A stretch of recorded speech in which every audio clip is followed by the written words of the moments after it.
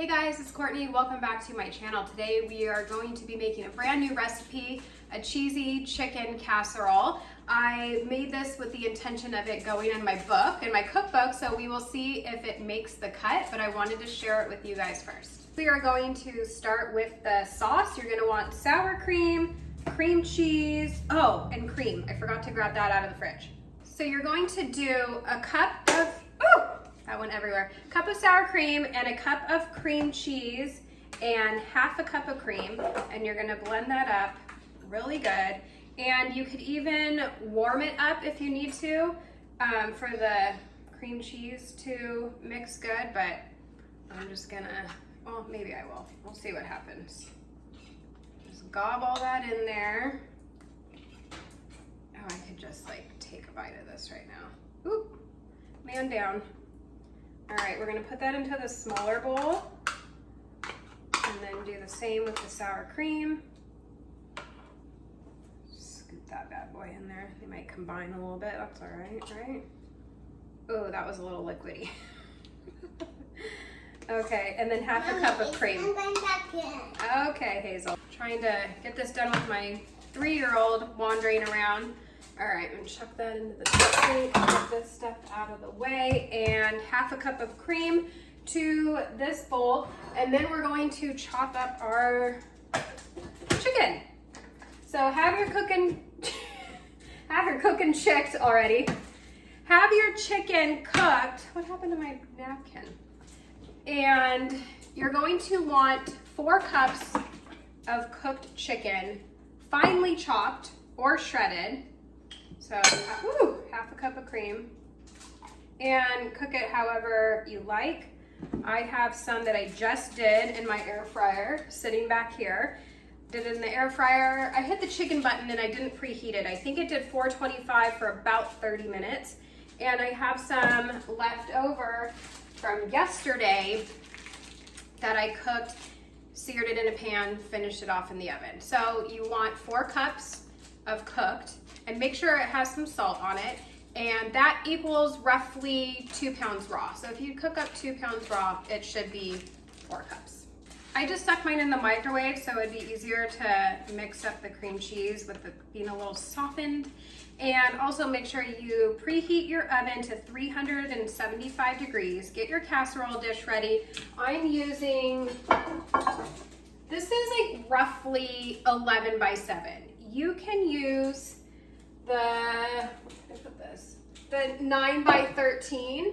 It's just going to be thin. So you could even double the recipe and jam pack that thing. But I use a smaller one because it's cuter. So we're gonna get this all mixed up, and then I'm going to chop up my chicken, put that all in here, combine this, then we'll put it in the casserole dish, and then we'll make our topping for that. So I have my chicken here.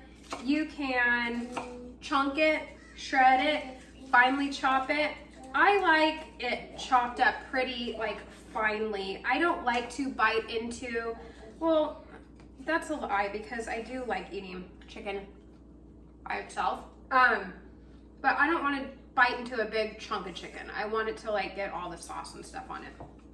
So I'm gonna do this really small. All right, I know it's kind of hard to see when you're far away, but I mean, pretty small, and you can do it even, just do it how you like it. Mine's almost like it's like a ground up like a can of tuna, but that's just my preference. All right, then we're gonna do 4 cups. And don't loosely do it. I would really kind of like pack it in to get a nice solid 4 cups in there. All right, we got our chicken. This looks like a lot.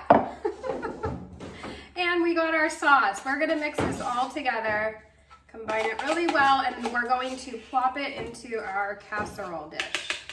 Mix this bad boy up. Oh my gosh, it's so good. So this is inspired by a dish I used to make called poppy seed chicken, which was essentially what we have going on here.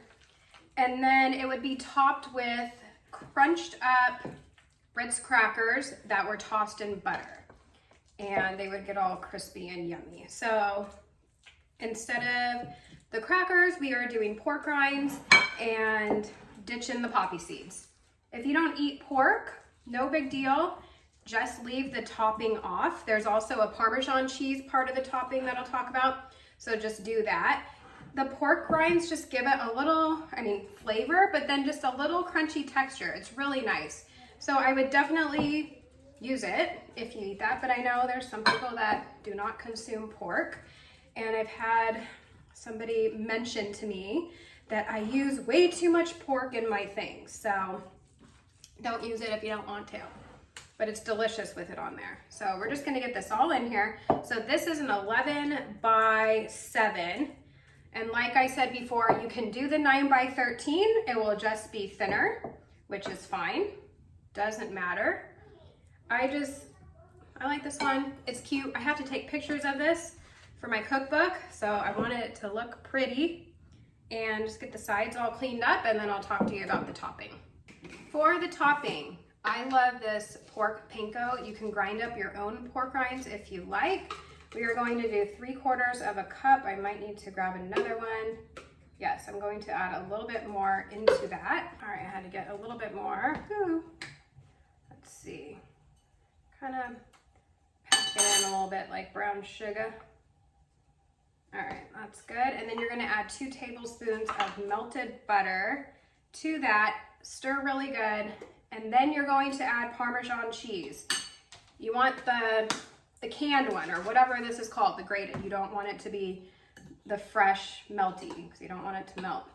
So once this butter gets all mixed in, we will add 1/2 cup of parm. Then we're going to add the 1/2 cup of parm right into this bowl, and then we're gonna mix it up. God, this thing gets so chunky. Make sure to break those up so you can get an accurate thing. Come on.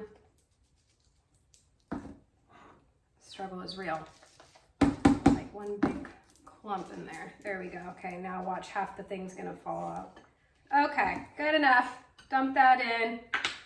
Mix it up. We're going to have this nice kind of dry, crumbly mixture. We're going to pour it on top of our casserole. And just leave, if there's little tiny chunks of the cheese, just leave it. I think it makes it look nice, gives it a little texture, little rustic. And then we are going to bake for about 25 minutes. You just want it to be hot and bubbly. I'll show you guys what it looks like when it's done. Alrighty, hot, bubbly, toasty, so delicious. The moment of truth. It looks good.